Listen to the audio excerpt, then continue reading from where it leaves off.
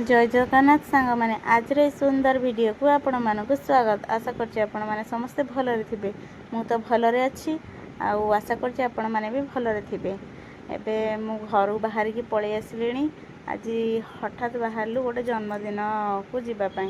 देखंतु बाटरे पहुँचलु देखिलु केते सुंदर दृश्य पूरा ठीक जगन्नाथ पुरी मंदिर भली।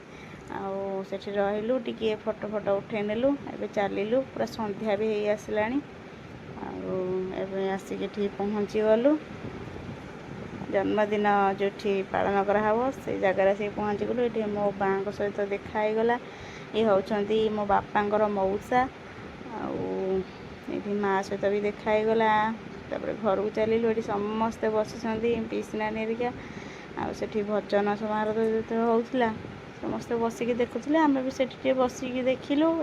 एपट सब खावा पीवा बंदोबस्त होता है। दादा दीदी जाकि सब बुझाबुझी कर सब ठीक ठाक होना ना बाँ को डाक आनिकी बसईदेली कहली बस ये वीडियो फोटो उठेबा जेहेतु ये आकुटिया रहिले वीडियो करनवा। एबे आम खावा पीवा आरंभ होगा जेहेतु घर को जीवु लेट भी होगला।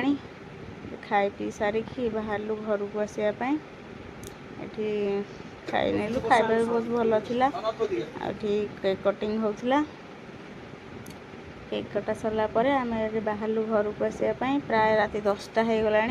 रोची देखा गोटे नुआ वीडियो केमती लगे निश्चिंत जनइबे।